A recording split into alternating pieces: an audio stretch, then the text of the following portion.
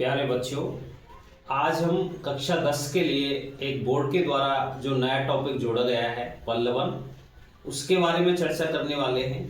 और पल्लवन से संबंधित आपका प्रश्न पूरी तरह से सही जाए और आप पूरे के पूरे इस पल्लवन टॉपिक में 4 अंक ला पाएँ, ऐसी आप में जो क्षमताएं हैं वो विकसित करनी है। इसलिए आज हम इस टॉपिक को लेकर के आए हैं। और 2 टॉपिक नए जोड़े गए थे, आपको पता होना चाहिए। एक पल्लवन है और एक संक्षेपण है, यानी कि संक्षिप्तीकरण। तो विद्यार्थियों, पल्लवन टॉपिक को पढ़ने से पहले, उसका एक आदर्श उदाहरण देखने से पहले आज के इस वीडियो में हम देखेंगे कि आखिर पल्लवन है क्या, कौन कौन सी ऐसी बातें हैं जिनका हमें ध्यान रखना आवश्यक है। तो देखिए विद्यार्थियों,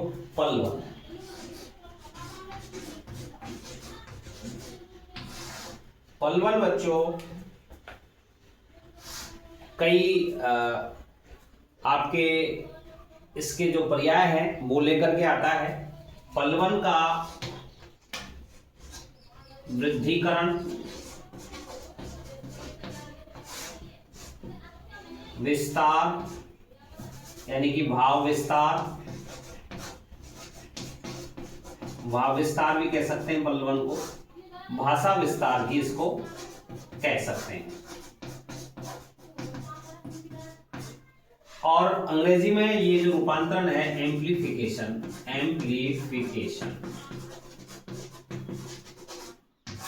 तो विद्यार्थियों, पल्लवन जो है वो एक नया टॉपिक है जिसमें इसे कई नाम दिए गए हैं। पल्लवन आ सकता है, वृद्धिकरण है, भाव विस्तार है, भाषा का विस्तार है, अंग्रेजी में इसे एम्प्लीफिकेशन कह सकते हैं। तो बच्चों, ये जो पल्लवन है मुख्य रूप से विस्तार को लेकर के चलता है। एक सूक्ष्म पंक्ति दे दी जाती है और उस पंक्ति का विस्तार हमें लिखना पड़ता है। अब उस विस्तार में लिखते समय कौन कौन सी चीज हमें ध्यान रखनी है, ये हम आज पढ़ने वाले हैं।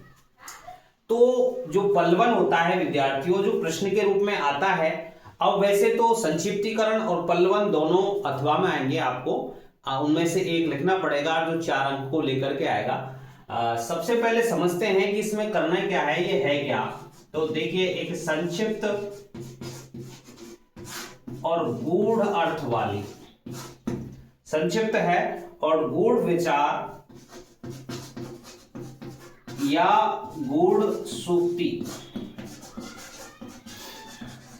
जो कि एक संक्षिप्त है, यानी कि उसका जो आकार है वो छोटा होता है उस पंक्ति का, और एक पंक्ति के रूप में होता है, और उसमें जो विचार व्याप्त होता है, विचार जो है उसका, उस सूक्ति का या उस पंक्ति का जो विचार है उसका हमें विस्तार लिखना है।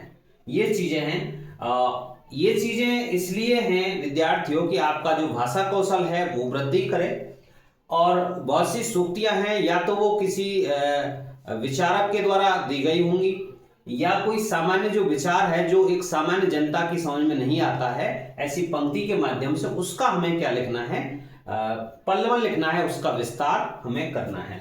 तो क्या ध्यान रखना है विद्यार्थियों, इसमें लेखकों के द्वारा रची गई रचना हो सकती है, किसी कवि की सूक्ति हो सकती है, उसको हमें विस्तार रूप में लिखना होता है। अब इसमें करना क्या है, बहुत सी चीजें जो ध्यान रखने योग्य हैं वो आपको देखनी है। तो इसमें देखते हैं हम, ध्यान पूर्वक पठन। सबसे पहली चीज बच्चों, उस पंक्ति को जिसका हमें पल्लवन लिखना है, भाषा का विस्तार लिखना है, उस पंक्ति को हम, उस सूक्ति को हम क्या करेंगे, ध्यान पूर्वक पढ़ेंगे। और उस सूक्ति में आने वाले विभिन्न जो पद हैं, विभिन्न शब्द हैं जिन पर जोर दिया गया है, उनको हम रेखांकित करेंगे। प्रत्येक शब्द का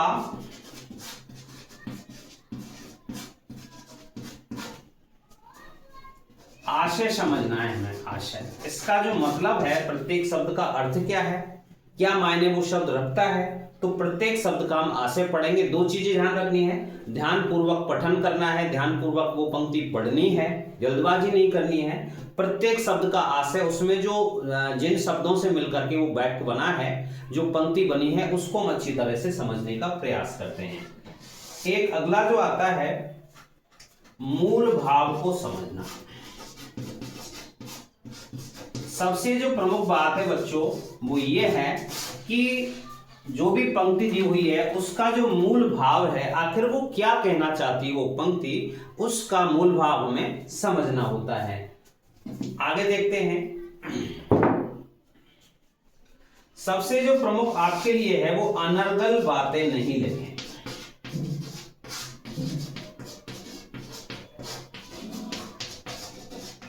जिन बातों का कोई औचित्य नहीं है, उस पंक्ति से संबंधित जो बातें नहीं है, पूरी की पूरी आपको रामकथा नहीं लिखनी है। उसमें ध्यान ये रखना है कि जो पंक्ति आपको दी गई है पल्लवन बनाने के लिए, तो उसमें अनर्गल बातें, इधर उधर की बातें नहीं लिखनी है और सटीक प्रमाण सहित आपको वो चीजें लिखनी है। इसमें आप सूक्तियों का प्रयोग कर सकते हैं, उदाहरण दे सकते हैं।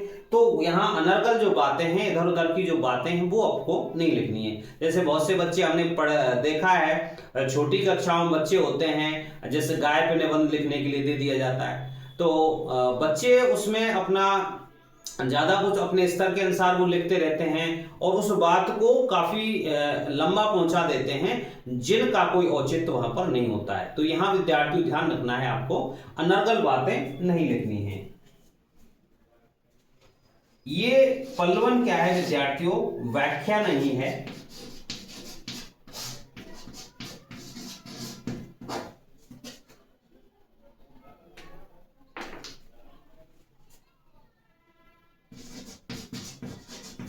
विचार का विस्तार है।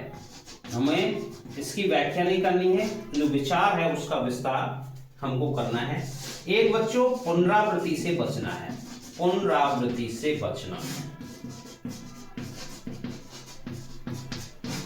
पुनरावृत्ति से बचना है अर्थात कोई तथ्य आपने कह दिया उस पंक्ति के संबंध में और उसको बार बार उसी तथ्य को हम दोहराते जा रहे हैं, तो पुनरावृत्ति से बचना है। अर्थात प्रत्येक बार नई पंक्ति का निर्माण करना है। पुनरावृत्ति यानी कि उसकी बार बार आवृत्ति नहीं करनी है, वही पंक्ति दोबारा नहीं लिखनी है। बहुत से बच्चे इस वहम में रहते हैं कि हम जितना ज्यादा लिख देंगे तो उसके नंबर ज्यादा आएंगे, तो ऐसा नहीं है। कहने का भाव ये हुआ कि जो भी लिखें नया लिखें और अपने मन के अनुसार लिखें, उस पंक्ति के अनुसार लिखें, लेकिन जो पुनरावृत्ति है वो बार बार उसी तत्व को नहीं दोहराएं और उससे भिन्न जो मिलता हुआ जो रूप है वो आपको लिखना है, जो विचारों में आता है। अब पूछते हैं बच्चों कि कितना पल्लवन लिखें हम। वैसे शब्द सीमा उसमें दी हुई होगी, फिर भी आपको एक पंक्ति का जो पल्लवन है वो कम से कम 8 से 10 पंक्तियों का होना चाहिए। 8 से 10 पंक्तियां होंगी और ऐसी कोई निश्चित सीमा नहीं हो तो वहां एक पृष्ठ तक हम पल्लवन लिख सकते हैं। तो एक पृष्ठ तक पल्लवन लिखेंगे तो यहां आपको ये देखना होगा कि इसमें जो भी चीज है, जो टॉपिक दिया हुआ है, जो पंक्ति दी हुई है, उस पंक्ति की विशेषताएं हम आने वाले जो वीडियो है उसमें आपको एक पल्लवन का आदर्श उदाहरण बताएंगे कि इसमें पंक्ति क्या कहती है और हमें कैसा विस्तार इस पंक्ति को देना है। तो बच्चों ये कुछ 5-6 बातें हैं, इनका विशेष रूप से ध्यान रखना है। ये बहुत सरल टॉपिक आपके पाठ्यक्रम में जोड़ा गया है और 4 अंक को आप इस प्रकार से नहीं गंवाएं। उस अनाप शनाप बातें उसमें नहीं लिखनी है, अनर्गल बातें नहीं लिखनी है। उस भाव को समझना है, उस पंक्ति के भाव को, और ये देखना है कि क्या क्या विशेषताएं किस चीज के बारे में बताई गई हैं, उसको आगे बढ़ाते हुए भावों का विस्तार करना है, विचार का विस्तार करना है। बच्चों यही होता है पल्लवन और इसे ही कहते हैं वृद्धिकरण और इसको भाव विस्तार, भाषा विस्तार इसको कह सकते हैं। तो बच्चों ये एक सामान्य परिचय था पल्लवन के संबंध में। मिलते हैं अगले वीडियो के साथ जिसमें आपको पल्लवन का एक आदर्श उदाहरण देखने को मिलने वाला है।